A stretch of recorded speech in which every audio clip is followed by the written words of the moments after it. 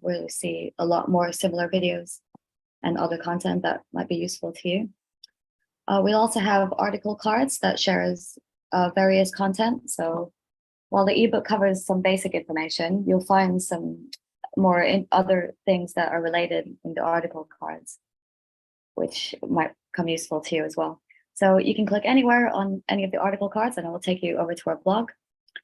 Also, keep your eye out for red boxes where we'll share some tips and just some quick facts so you can easily look through those. We'll also have some programs embedded into it. So there's quite a few programs you can take alongside your studies, such as online Chinese language classes, for example. Or if you'd like to become more familiar with Chinese culture, there's a lot of options for that as well. So we'll be sharing some interesting ones there that you can just go ahead and click on as well, and we'll take you straight to the page.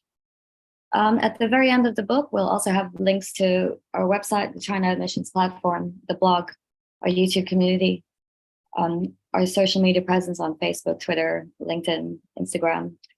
We also have presence on WeChat. So when you do get to China and download WeChat, do follow us on that page. We'll share some interesting topics that might be relevant to you as well while in China. All right, thank you. Good luck. Great. And then also on that note, please make sure to subscribe to our YouTube channel, onto our Instagram if you want to see more information regarding this.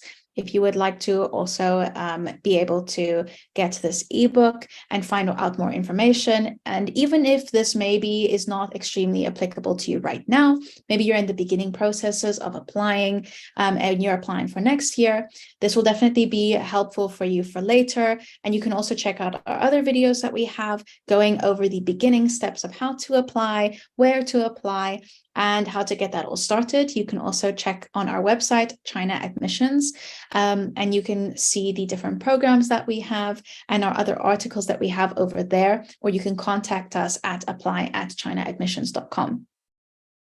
So going on to our next step, Nadia and I will be going over our firsthand experiences of studying in China. And so Nadia, can you introduce your what you studied and where you studied? So I studied, it was a long time ago in 2017 to 2019, and then I studied in Beijing at University of International Business and Economics. Great. And how was that experience for you and the application process and everything like that? I think the overall experience was definitely delightful, though I for sure experienced a lot of hardship in the beginning, especially about the language and cultural barrier. I think that is something that I don't expect as well in the start, because I come from Indonesia, so I expect what could be the difference between Indonesia and China. I mean, they're all Asian countries. For sure we have similarities and so on, but yeah, we do have similarities, but there are a lot of differences as well. So I think that is something that I experienced in the beginning, and I'm pretty sure international students is like, it's going to be pretty common for you to experience that as well. And in terms of the application process, at the time I was applying for a CSE scholarship, so it was also kind of complicated, I would say. So you have to do a lot of research here and there to make sure the dream program that you want to apply is open for CSE scholarships, and then you have to make sure that you apply within the given time period. So basically, whether you're applying for a scholarship or if it's self-finance program, you have to really make sure that you apply within the time period given by the university, because they're very strict with the deadlines in China. So they're not going to accept your applications if you submit it late. So even if you have like the complete set of application documents with you, but if you submit it late, even just a day late, they're not going to accept your application. So that's something that you have to really be mindful when applying to Chinese universities.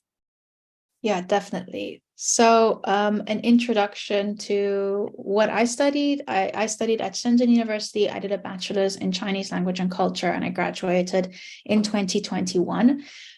So the application process for myself was quite challenging. I did happen to be in Shenzhen at the time, and I had a Chinese friend come with me to help me with registering. And it was quite difficult to be able to do so. I don't know how I would have done it online at that point. I didn't know a lot about how to apply online, or also the website at that time was for that university was a bit challenging to navigate, which happens with a lot of the universities for international students. So I really do wish at that point that I'd had something like China Admissions to help me with the application process, because it was quite challenging. Once I was starting to study there, I definitely had a really good time, and I had teachers that cared a lot about me. So I had a really great experience, but definitely I made a lot of really big mistakes with after I arrived in China, packing for studying in China, and the different things that I did over there, trying to settle in, that kind of thing. I definitely made a lot of mistakes. And that's why I am really excited about this guidebook, because it goes over, especially with some of the videos that I made, I definitely included like the mistakes that I made and how to avoid them, and the best things that you can do to not make those mistakes.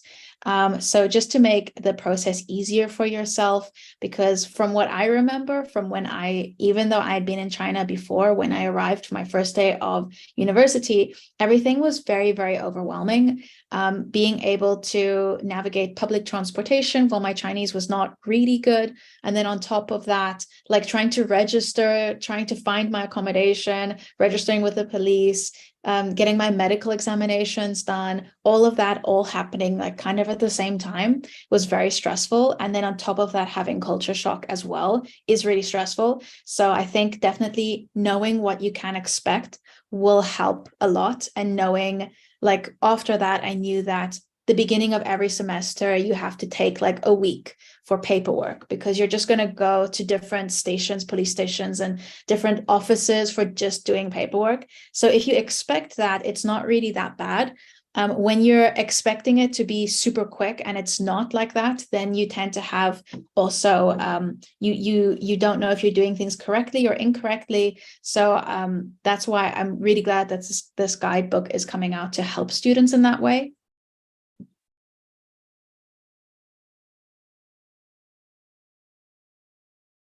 So, Nadia, did you ever have like when you were packing for China, did you make any mistakes from what you expected you were going to need, Oh, or like any small mistakes that during the beginning process of arriving in China definitely made the process a little bit more hard for you? definitely. I mean, this is such a good question. So for packing, I think I made a huge mistake. I definitely overpack.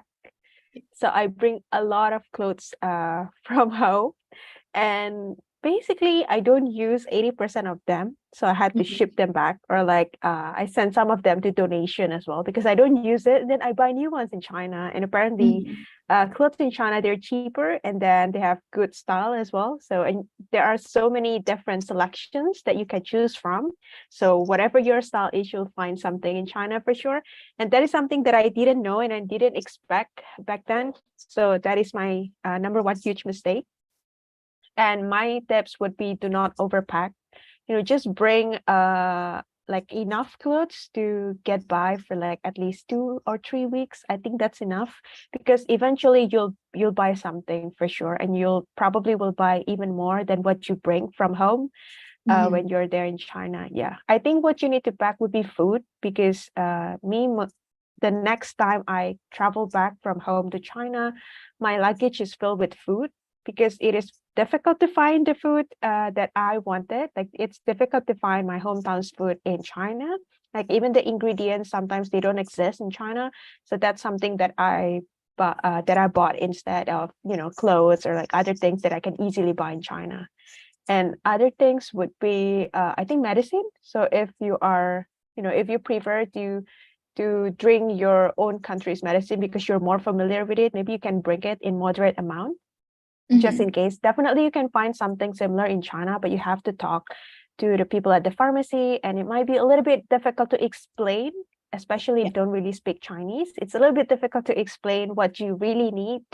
So it's better to bring something from your home. So just in case if you got fever or cough, like you have the medicine ready with you. Yeah, I think that's that for packing. And other things, if you plan to bring electronics, like I know some people they bring like rice cooker, like it's pretty common for Indonesians. Like we Indonesians, we love rice so much. So I have friends and family members who, when they travel overseas, they bring rice cooker with them so they can eat rice everywhere. So for me, after what I experienced in China, if you plan to bring any electronics, please don't, because it's way cheaper in China and you can find any models basically. And whatever you need, be it like an electronic pot or a rice cooker, whatever, even a new phone, a new computer, you can find everything in China with a cheaper price and good quality. So you can just buy that from China. Yeah, I think that's that. Yeah, I definitely agree. I overpacked a lot. I don't know what I was thinking. Because of course, I think maybe especially when you're, quite young and you're about to go overseas, you want something very familiar with you and you try to bring as many things as you can. But Mm-hmm. the one thing that I've learned is that you're always going to have a washing machine close by, no matter which country you go to. Even if you go to a laundromat, or if there's a washing machine available in your building or your dormitory or wherever, you're always going to have that available to you. So you don't need to actually pack for like that long. And then also you need to pack for the weather.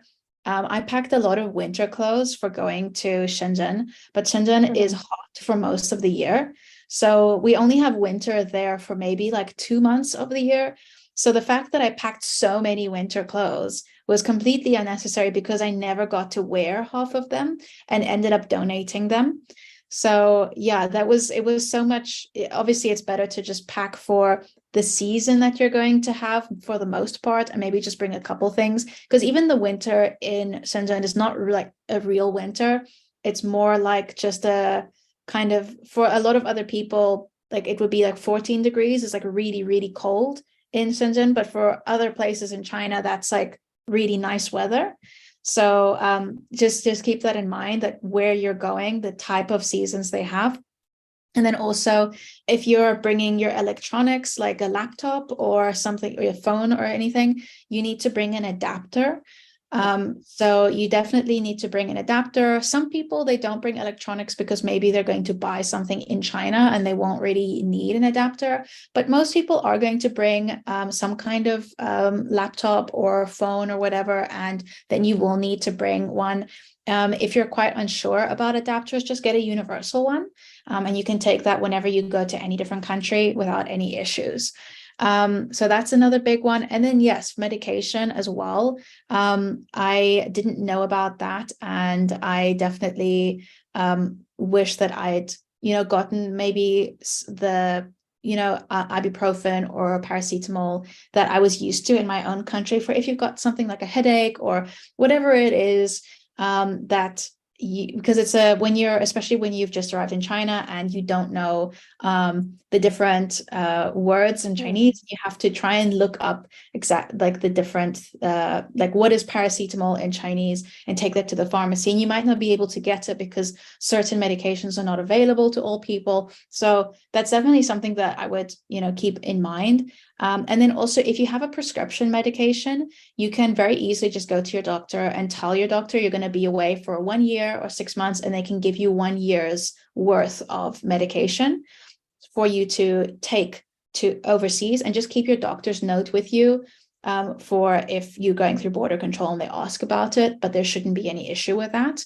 But yeah, then when it came to like registering and booking accommodation, I also made mistakes with that because I didn't get on-campus accommodation from the beginning. I first got off-campus accommodation, and I just booked the first accommodation that I found, which was very close to the university, but very expensive, and I never saw it in person. So I just saw some pictures of it, and I thought it was fine and booked it. And then when I got there, it was definitely not what I expected it to be. So then I booked on-campus accommodation for the next semester. So that's like a very big thing that I want to stress about. If you're booking off-campus accommodation, especially if you're getting like a language program, you're usually not able to get on-campus accommodation. Please check out our video that we have with Welsi on our YouTube channel, where we go over how to book long-term accommodation, and also making sure that you see the accommodation before you sign a contract to make sure that it is perfect for you.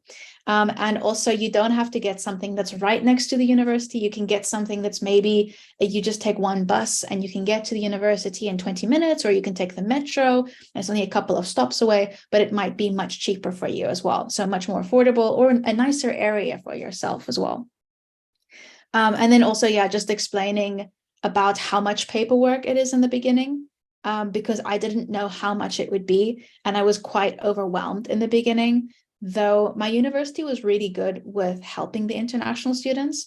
They had buses to take us to get our medical examinations done together. They took us to the PSB with a teacher that could help translate, because we had students from who had different degrees of like Chinese language level. So they were definitely very helpful in the first week. But then after that, when every semester, you have to renew your visa, you have to go through a very similar process. So in the end, you get quite used to it. But for beginners, it can be a very stressful period. Yeah, that's also just one of the mistakes I made, was not expecting that kind of shock, you know? Mm-hmm. Yeah, definitely. I remember, now that you mention it, I remember I had to do my medical exam alone. I was with a new friend I have from Bangladesh, because both of us, we came late, so we didn't come during the registration day. So the buses where the university provided, it's not on schedule anymore. So we had to go by ourselves. And it was really, really, really overwhelming, because both of us don't speak Chinese. And then it was our first time to go to the hospital, and the hospital was quite far away from the university location. And Beijing is very, very big. Yes, it is pretty connected with buses and metro, but it's your first time coming to the country. Yes, I have Baidu Map on my phone, but I don't read Chinese. So I'm like very scared. And the two of us, we basically, it was our first time coming to Beijing. So it was really, really stressful time.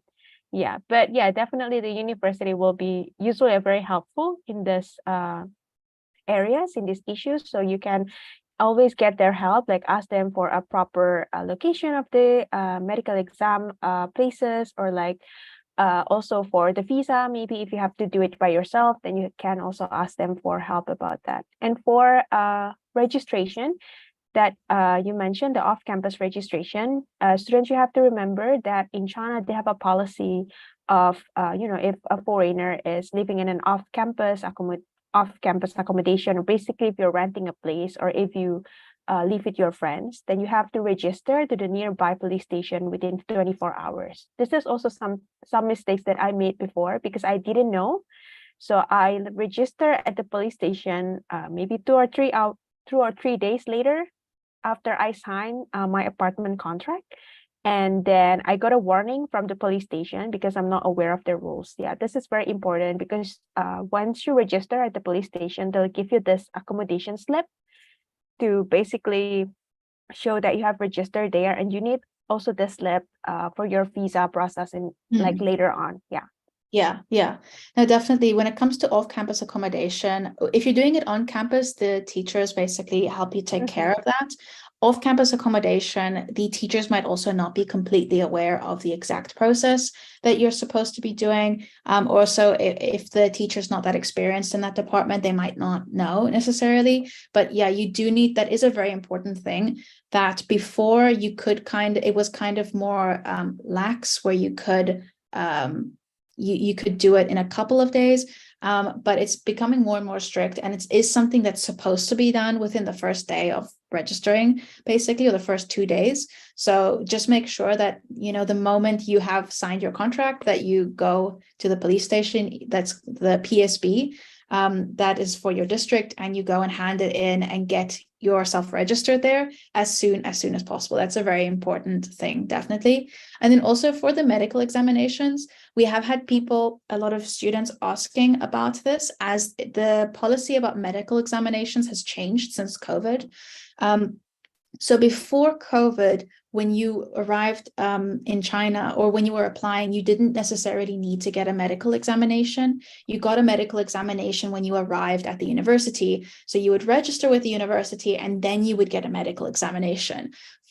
Because of COVID, that is not really the case anymore. And it's not really going to change back. And I think also it's much better the way that it is now. So how it is now is that you have to get the medical examination done before you apply to the university. So we have the template on China admissions. You can download it from there, or you can ask us to email it to you. But basically, you take that form to your doctor or your hospital, and you have it filled out. So they do things like a urine test, blood test, they do an ECG, they check your lungs, they make sure that you're healthy enough to study abroad, and then you can use that and you send it to the university, and then you apply with that to the university. And then you don't have to do it once you've just arrived in China. So you've done it in your own home country, and you don't have to do it again. And it's also a lot better now, because I think for most of the students arriving in China and having to go to a Chinese hospital where most of the people are going to be speaking Chinese is going to be quite stressful. So it's one less thing that you have to think about. So it's much better to do it before in your own home language, and then having to do it in a foreign environment when you've just arrived. And you're also probably not feeling great because you might be jet lagged, or you might not be used to the food or the water or the temperature or whatever it is. So you're definitely not going to be feeling great during that process. So it's great that it's not, there's not an extra thing that you have to do once you get to China. There are a couple of universities that still ask for this after you arrive in China. So those are the ones that don't ask for a medical examination when you apply. But the majority of universities are asking for that before you apply now.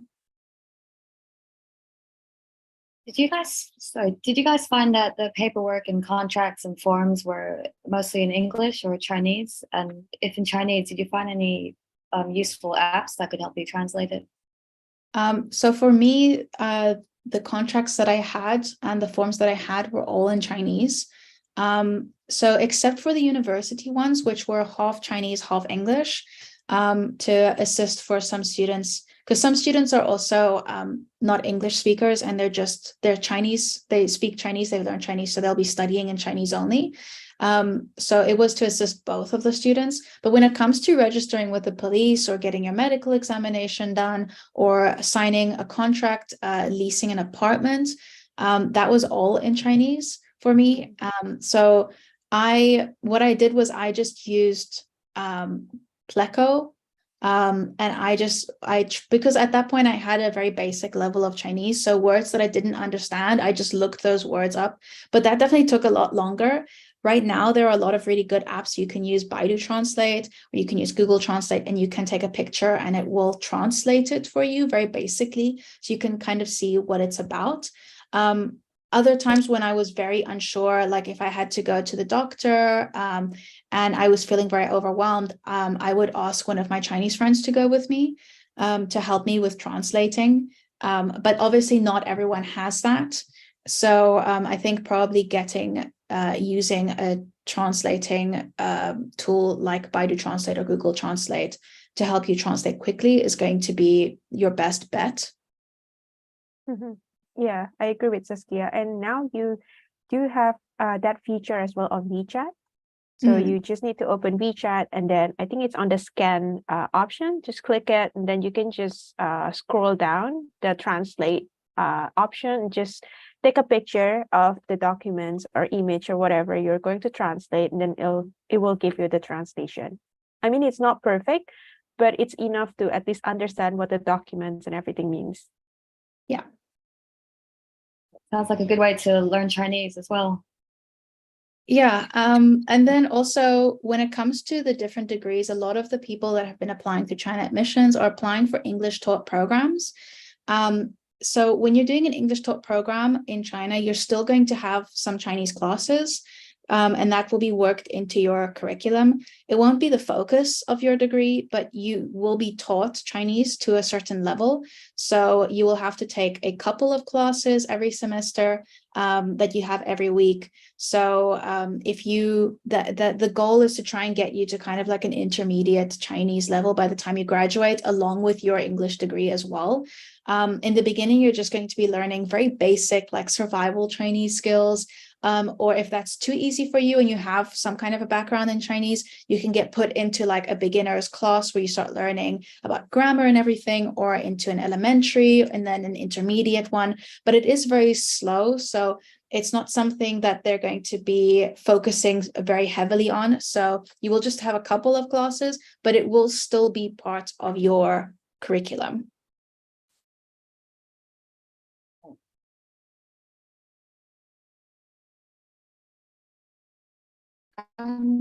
So Saskia, you mentioned before that you felt overwhelmed by how everything was in Chinese when you first got to the airport.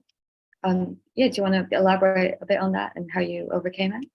Yeah, no, definitely. I knew that obviously when you go to a different country that things are not going to be in your own language. But I didn't expect it to that degree. But that was also because it was my first time traveling to a different country. So it was the first time that things were completely different. I'd just gotten off a 14-hour flight, and I was very jet lagged and I didn't sleep at all. And when I arrived in Hong Kong, everything is also not just in Chinese, in simplified characters, it's in traditional characters in Hong Kong as well. So I was extremely overwhelmed with the amount of Chinese that I saw, and suddenly not being able to understand most things around me was very strange. I did have someone that came to pick me up from the airport, which I definitely recommend if it's your first time traveling abroad and you've never done that and you're by yourself, because you might also be jet lagged and overwhelmed and not know what to do. So I would recommend just getting like an airport pickup service to take you to the university. But it was very overwhelming to go through that. And that's why I think that you really do need to try and prepare yourself for the culture shock that you're going to have, because everyone knows, oh, you'll have culture shock, but what is it actually going to feel like, and how can you prepare for that feeling? Because it's going to happen to you. You just need to try and accept that feeling and accept that, change is happening in your life, and to accept the change rather than push back at the change. Accepting people eat different types of food. It might be very different from what you eat. Like, for example, when I really wanted to drink water and I could only get hot water, and I was trying to find cold water desperately, because in China, they believe that you should drink hot water instead of cold water. Eventually kind of switching to only eating Chinese food, drinking hot water all the time, speaking Chinese every day. So I think the more you push back at everything being like, no, I want things to be done my way. I don't want things to change. I want to eat only the food that I know about eating. I don't want to speak Chinese. I don't want to learn Chinese. I only want to speak English. If you're taking it from that approach, you're not going to have a very nice time. So the sooner you learn to embrace that and be excited for that change, the better your experience will be, especially at the beginning when things are just very overwhelming. That's great advice. Thank you. It's got to be adaptable wherever you go. Yeah. So for whoever, even if you go to a different country, just expect that things are going to be different. Even when I came to Spain later on, even though it's a very similar culture from my culture, it was still, there's always going to be like a little change. So reading up about that, knowing about the cultures, traditions, stuff like that, is going to help you a lot. So yeah.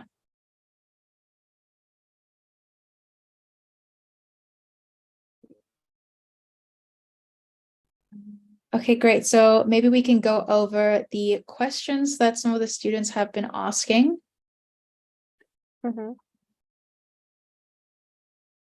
So if anyone's got any questions, please leave them in the question box as well.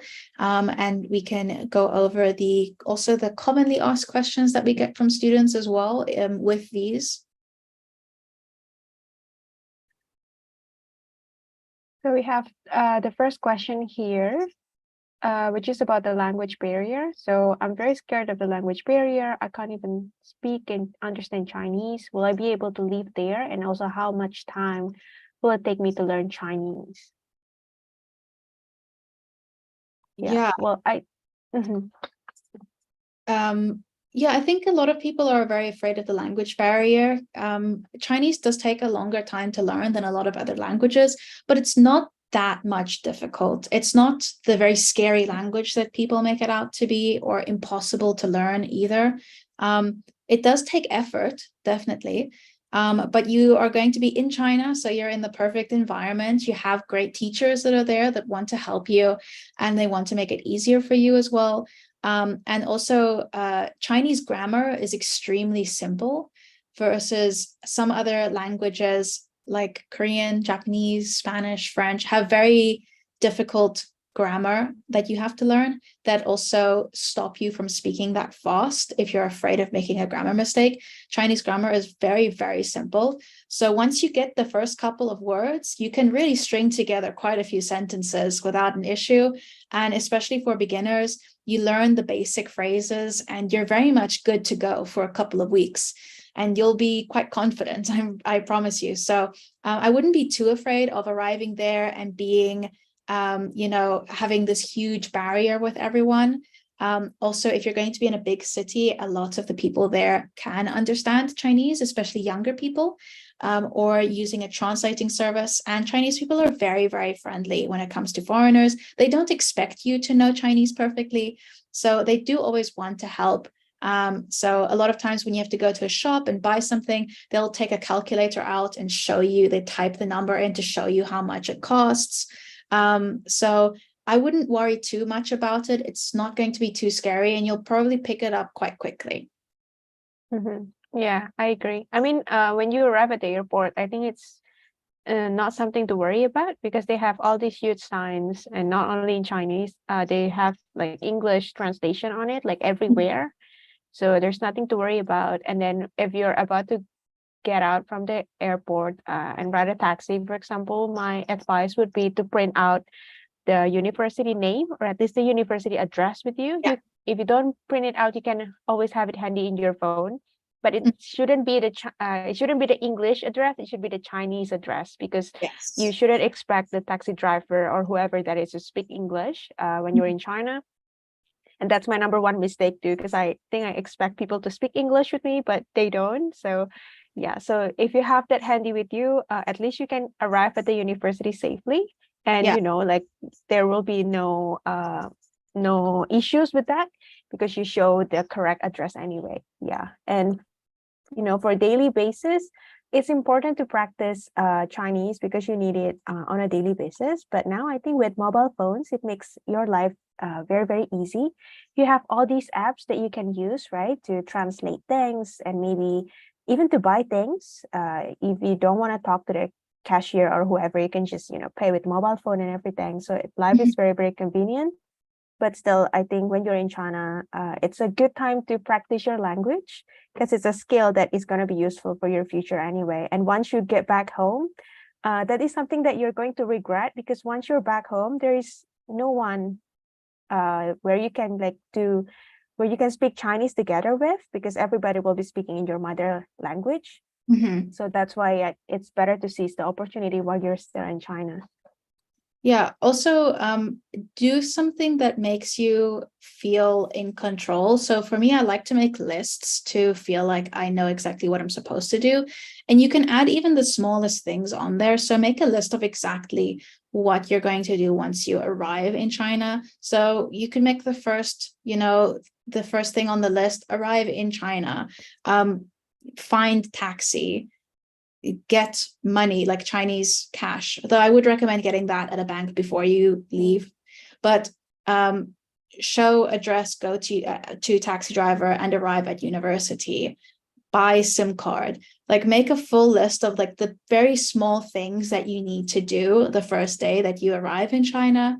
And then also I would recommend if you're buying a flight, to just try and get a flight that doesn't arrive very late at night. Sometimes those can be the cheapest flights to get, but when you're arriving quite late at night, not a lot of services are offered to you, and you might feel very overwhelmed with trying to get hold of everyone. So I would recommend just booking a flight that arrives kind of in the morning or the beginning of the day, the middle of the day, so that you can also go buy a SIM card, you can find your teachers, you can register at the university, you can get to your dorm room, that kind of thing, just to make your life a little bit easier. Yeah. And maybe it's not a bad idea as well to book like a hotel for a few days before you register Yeah. at the university, or even during the registration day. Because in some cases, you may not be able to get your dorm room straight away. You might have to Yeah. wait. Or in some cases, you might not able to get your dorm room at all. So you have to Yeah. like stay off campus. And it's gonna take you several days to find like a good, proper off-campus accommodation, right? Yeah. Because you have to see it. It's better to see it in person rather than just the pictures. And Mhm. then after that, you still need to sign the papers, blah, blah, blah, until you can finally settle in and then enter the apartment. Yeah. And also the hotels will have Wi-Fi. So you'll Mm-hmm. be able to, if you're struggling with getting a SIM card or you haven't done that yet, you can use a hotel Wi-Fi to keep in contact with your family, with your friends, your loved ones. Do many Right. public So, places have mhm. free Wi-Fi? Yeah, a lot of public places have free Wi-Fi. Most coffee shops you can go and you can just ask for a Wi-Fi password if they don't have it already displayed there. Starbucks, you can get it really easy. There are a lot of different Starbucks. You can go to the university, basically any place that you go into, you can go in and ask for the Wi-Fi password and it won't be an issue. Mm-hmm. Yeah, I think even at the airport and at the malls, I Yeah. think the malls, they usually offer free Wi-Fi too. Yeah.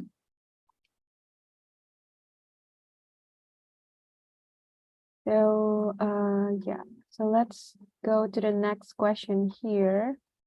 So the next related questions would be, when we arrive at the airport, what do we do first? Do we buy SIM cards, blah, blah, blah?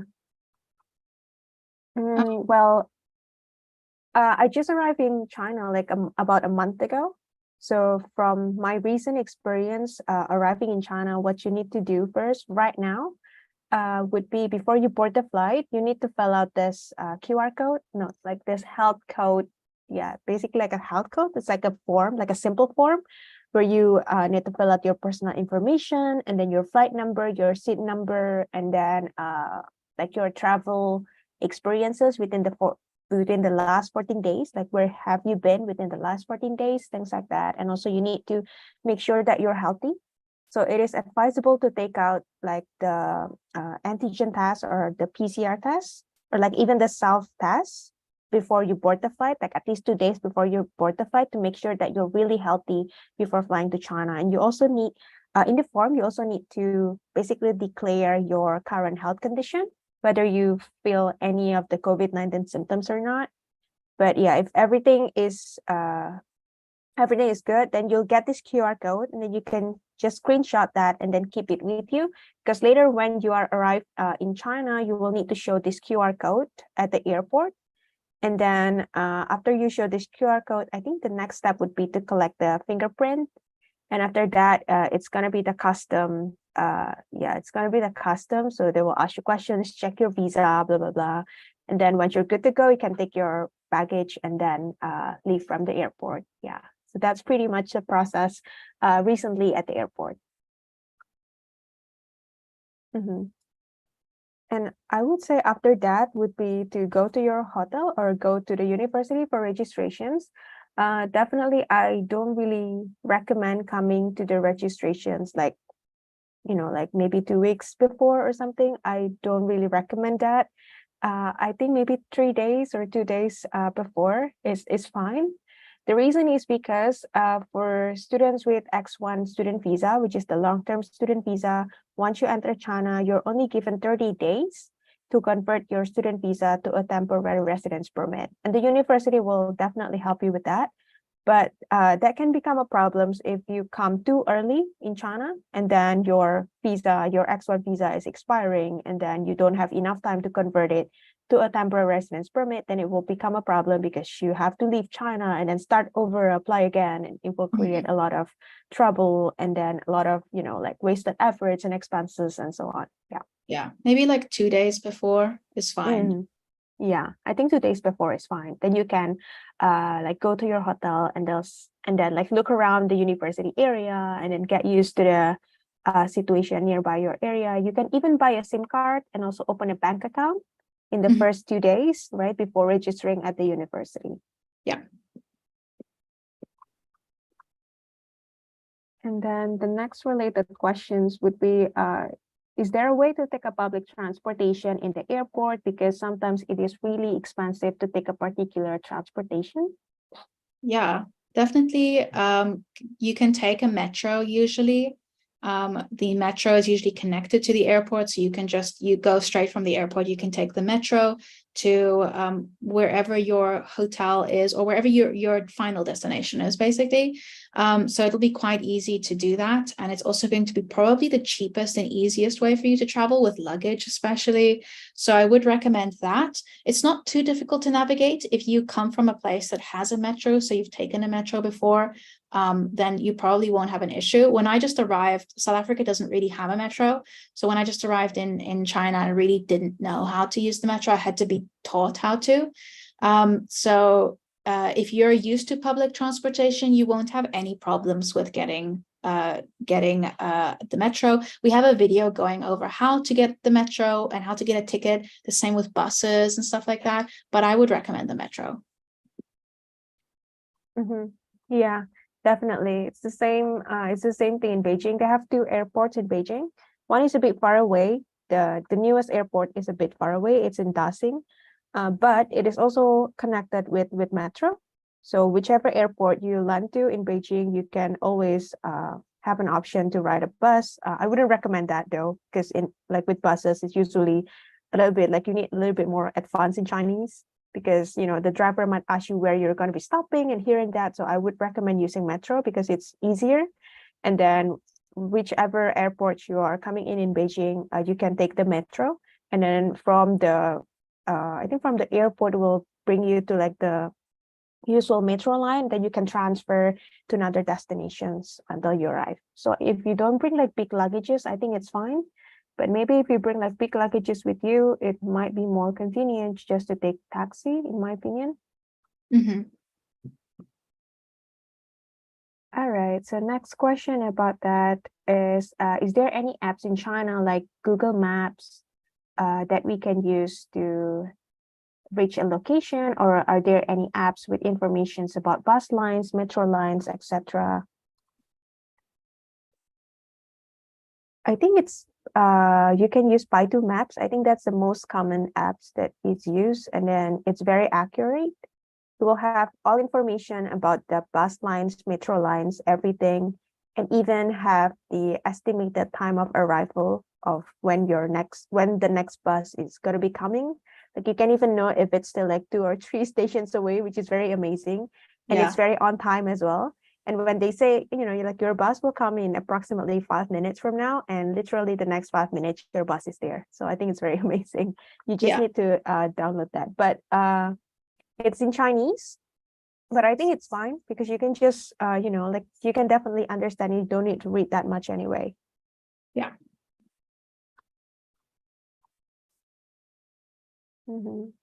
So let me check what are the next question. It's about buying a SIM card. So yeah. Maybe you can share your experience in that, Saskia. Yeah, so that is also going to be in the ebook about how to do that. Generally, it might be a bit different from what most people are used to, because usually you just go to if you arrive somewhere, you get to the airport, you get like a temporary, like a 7-day SIM card that you can use, or a 1-day SIM card even that you can use. If you're looking for a long-term Chinese SIM card, then there might be some places open at the airport that you can buy from, or there are a lot of different ones that are available on most streets. So you can find it with Baidu Maps, the closest one to you. You can find China Unicom or China Telecom. So those are the most popular ones. I had China Unicom and I really liked using that. So basically you need to, I also had a Chinese friend come with me during this to help me, because it was also for my registration at the university. So she came with me to do this. But basically you need to bring your passport. And you should also bring a scan of your passport anyways. For most things, people are going to ask for that. But yeah, you bring your passport, and basically they will get you fill out the contract that you want for your SIM card. It's really cheap. And also that will be your SIM card that's linked to your name, to your passport.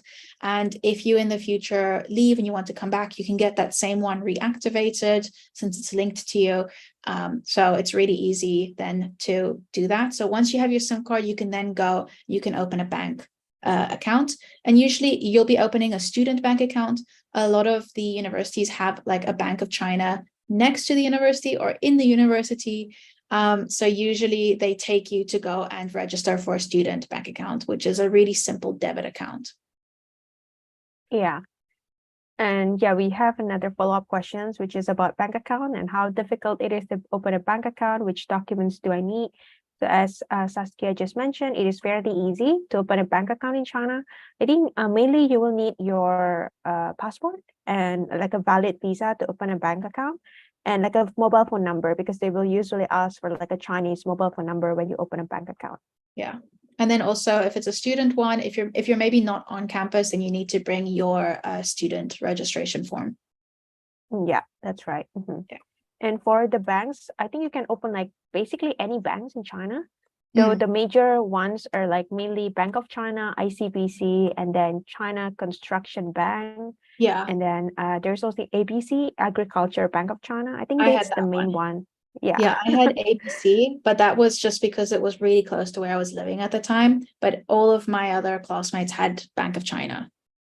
Yeah, I think it's like up to you which one you want to open, because I had CCB, China Construction Bank, because that was the closest to my university. So yeah, it's basically up to you. But you can also get like other banks, like maybe HSBC, Bank of Beijing, Bank of Jiangsu, whatever. And then yeah, talking about money and cash and banks, the other questions would be mainly about whether students should bring cash with them. And then especially because most students will need to pay tuition fee when they arrive on campus, or they need to pay like some part of the tuition fee on campus. And then are they going to be able to use a Visa card in China or not? Yeah, so that is a big thing. It does depend on the university. I would definitely check with the university to see if their payment machines actually do accept Visa and MasterCard, because some of them don't. I know my university didn't when I was there, so that was a bit of an issue.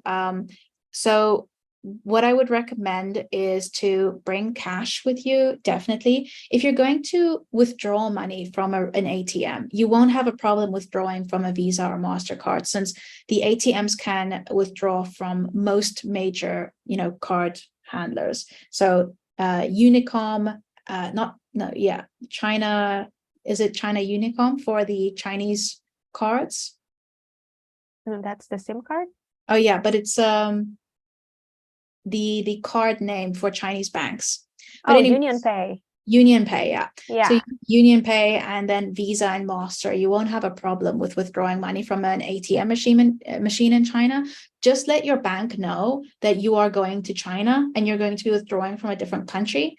Because if you withdraw money from a different country and your bank doesn't know that you're in a different country, they might think your card is stolen and they close your account, and then it's difficult to get it reopened. So just let them know so that they can put that into your account details so they don't close your account because you withdrew money. So you can withdraw money while you're in China, or you can just exchange money to have some cash on you. I wouldn't just bring your entire tuition fee of money with you to campus, because obviously you do not want to be carrying that much cash with you. And also China doesn't use that much cash, like paper money, that much anymore. Most of the universities now for international students ask you to pay before you arrive. So that means that for the first year, you don't have to go and pay in person. So you won't have that problem of if you have the right card or not. So in that period of time, you'll be able to open a Chinese bank account and you'll be able to actually deposit money into that bank account, and then use that to continue paying for your fees. So that's definitely a much easier way than it used to be. But you will be able to use a Visa card. But what I would recommend is opening your Chinese bank account as soon as possible and getting money put into there. Yeah, I completely agree with that. I think there's also a limitation on how much cash you can bring to a foreign country. Otherwise, they might thought like you're in a money laundering scheme or something. So definitely do check that as well. So because you don't want to, like crossing like whatever's policy is in a foreign country, especially. Yeah. And then I think just bring enough cash to get by for like a month, maybe like your month's expenses, something like that. I think that should be enough. And then later on, you can ask, once you have your bank account ready, you can also ask your parents to transfer the money from overseas to your bank account, or you can even withdraw from the nearest ATM machines as well. Yeah, definitely. And then also when you have a Chinese bank account, you can link that to your WeChat or your Alipay and pay the normal way that everyone else pays after that. That's right. Yeah. And then we have another question here. Can I use my Visa card for transaction before creating my WeChat account?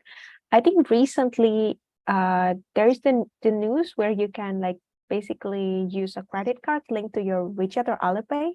Yeah, I'm not really sure how that works, but I heard of it. I think it's Yeah, I something that tried it. you can check. Oh yeah, really? I tried it. So you're able to link it, but if it's not a Chinese bank account, then you can't use it.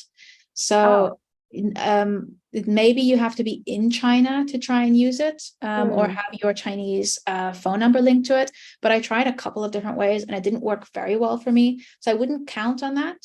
Maybe they're still in the beginning phases of getting that tested out. So it might improve like later on in the year or next year. But what I would recommend is just to instead of just paying with your Visa card constantly, just withdraw it in cash, because also every single time that you pay with a foreign card in a different country, there is a fee that your bank takes. So that's going to add up and it could be quite high, and you could waste most of your money by just paying with credit card. So just withdraw money and then use the cash. I completely agree with Saskia. So rather than paying all these currency differences and like all the extra fees in your credit card because it is in a different currencies, it's better to link it with your Chinese bank account after you get it set it up. So it's very easy to link WeChat Pay or Alipay to a Chinese bank account. I think all you need should be like a Chinese phone number, your passport, and the bank account itself. And yeah, that's very easy. And then you use it anyway for the next like several years until you finish your studies. Yeah. And the next question here is about clothes to bring to Beijing in September. Well, basically, Beijing in September, it's the best season of the year. So I like September the most because it's not hot, but it's not cold at the same time. So I think you can basically bring even t-shirts with jeans. It works well in September.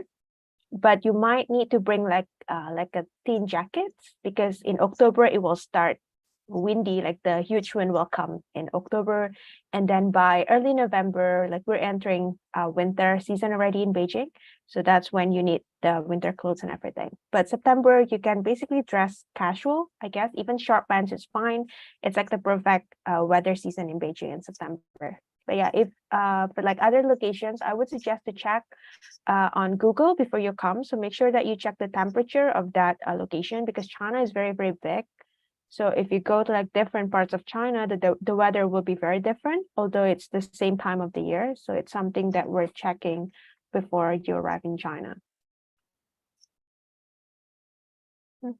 So the other questions we have here would be about Chinese language program.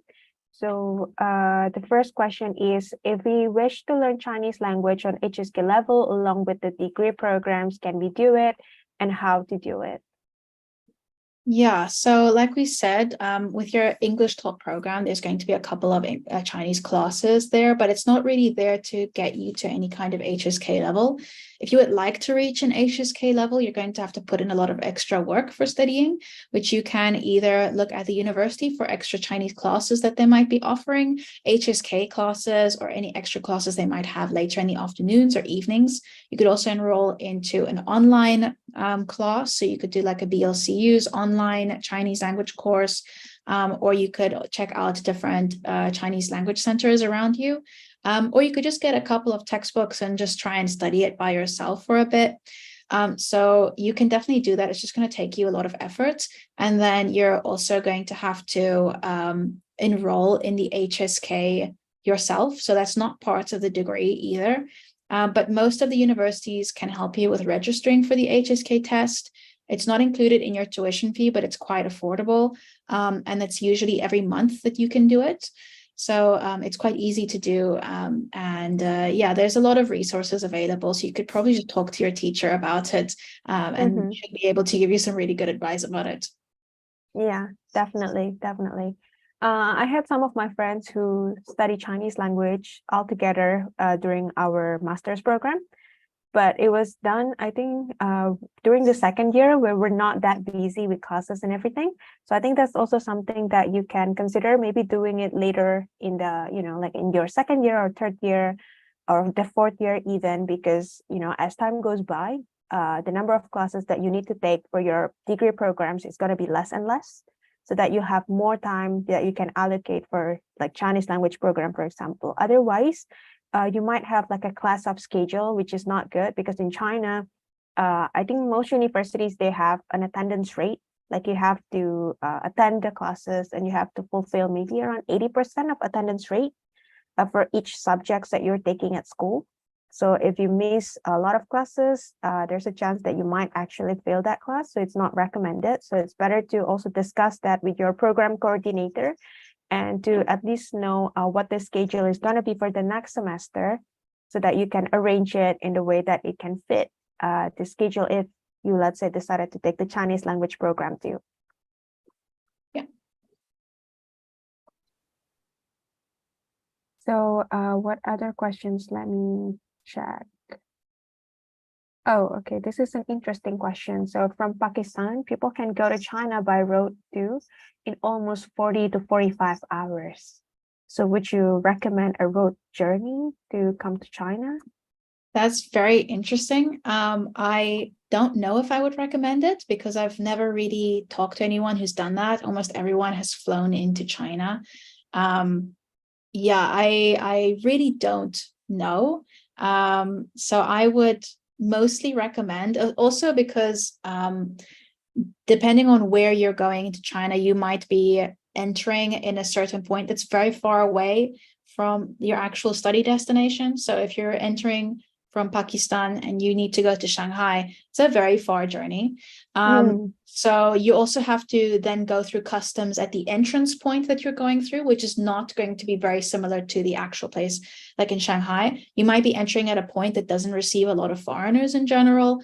So yeah, I would recommend entering through the city that you're actually going to study in, or at least the nearest city that you're going to study in with an airport. So if you're studying in Hangzhou, you'd fly to Shanghai and you can just take a high-speed train to Hangzhou, and it's really easy. And also they're very used to receiving foreigners. They know the application process, they know the paperwork process, they know where you're supposed to go. They can help you to the best of their abilities. So that's what I would recommend. And most of the universities are also going to be kind of in that area as well. So I would recommend, if you can do it, I would recommend doing going in from the airport. Yeah, me too. I mean, if it's your first time traveling abroad, especially, it's much better to take the easiest route possible, which is by plane, right? Because, it will be an overwhelming experience too, because you need to go through a lot of process just to get out from the airport, for example. And then later on, you need to register at the university, do a lot of things. So it's better to save your energy for all of that, in my opinion. Yeah. So next. Yeah, I see there's another question here that's really interesting about spousal visas and partners coming to China. So when it comes to a spousal visa, obviously we can't give very good like visa advice, since we've only really applied for student visas and our experiences are even different from each other's. So depending on where you're going, which university you're going to study at, what visa you're applying for, things are going to be very different. But when it comes to a spousal visa, I know that you can't work on it. So what I would recommend is, if you're going to study in China and you have a spouse, your spouse can apply for a spousal visa to basically be staying in the same place as you, because you guys are married, obviously. So you can get the spousal visa if you either have a work visa or a student visa. Your spouse can get a spousal visa, but the catch is that they cannot work on that visa. So what I recommend, so the first question is it advisable to come to China with my family first and relocate with your family later, relocate the family later? I would say the latter is the best option. So come to China first, get your student visa sorted out. and get the paperwork done, and then bring your family over on their family visa or spousal visa, so that you can also help them with the process without having to stress about your own process. And then also they won't be able to work on that visa. They are just there to accompany you, to be reunited with you as a spouse. That's what the spousal visa is for. So you won't be able to work on it, or she won't be able to work on it. Yeah, definitely. I agree with Saskia. And another thing is about on-campus accommodations. If you are going to bring your spouse or your family members with you, in most cases, you cannot stay on campus as well. So if you have this intention from the beginning, it's better to let the university knows. And in a lot of cases, you will need to get an off-campus accommodation. So you need to find an apartment that will accommodate your spouse. And maybe if you have kids, then it should accommodate your kids there as well. Yeah. And talking about that, we have another questions that says, if you're accepted in the dorms, but you arrive in China before the registration date, what do you do? Because I've read in my admissions form that says staying anywhere besides the university might count as illegal. So do we have to go to the police station in advance? So we have a video that we also talked about this, but basically, when you're accepted in the dorms, but you will arrive in China probably a day or 2 days before your registration date, we recommend just booking a hotel. This is a short-term accommodation, and hotels that accept foreigners will be registering you with the police, so on your behalf. So just making sure that you are booking a good hotel that you can stay at, and then you don't have to worry about that registration, since the police are going to be, the hotel is going to be registering you with the police. That's what they have to do with all foreigners that are staying in hotels. So that's why we recommend getting a hotel for a couple of days, just until you've registered with the university, and then you're able to move into your dorm. Yeah. Yeah, so the next questions would be about Google Apps. So yeah, as everybody knows, some apps are blocked in China. So the questions is, can we use Google Apps in China? And do you recommend using VPN to access these apps? Yeah, so you won't be able to use most of the apps that you're used to using. If you want to use something like WhatsApp, you won't be able to use it properly without a VPN. So if you want to be connected with your family members, then I would recommend getting a VPN, just to be able to keep in touch with everyone, since a lot of people struggle with using WeChat outside of China. Though some people might not have a problem with that, but especially when it comes to talking to some of our older relatives, it might be quite difficult switching them to a different type of chatting system. So I would recommend getting a VPN, whatever you can get. That's one of the main VPNs that you can use. Is you don't have to have a particular one. They're all pretty good. They'll do their job. So getting one that works for you, that you find affordable, and that maybe I would recommend just paying for a full year in advance, so you don't have to worry about it expiring and not being able to get it again. So yeah, I would recommend getting that and just doing it just before you arrive in China, so you have that even before. A lot of people, even outside of China, use VPNs now for their own like data security. So I think most people know about VPNs now. Yeah, I completely agree with Saskia. So it's also good because, you know, like you have to stay connected with your family and friends back home, and not everybody use WeChat outside of China. So it's kind of difficult to get in touch with them if you don't have VPN, because you will not have a way to contact and communicate with them. And basically everything from Google services is banned. So email, Facebook, Instagram, Twitter, everything is banned. So you're not going to be able to access any of this without VPN. And from my own experience, I would say download that before you come to China, because it's almost impossible to download it when you are in China. And then if you're going to stay in China long term, it's better to get the paid VPN rather than the free ones, because the free ones don't usually work. I tried that before and it's not working, and it's, you know, it's making me more stressful because, you know, like I really want this VPN to work, but it's not working and it's a waste of time and effort. So it's better to just pay and then get a working VPN. You can even share the account with like your friends or like your brother, sister, if they're also coming to China and study. So I think that's not a bad deal, right? Because Yeah. you're going to use it almost every day anyway. Yeah.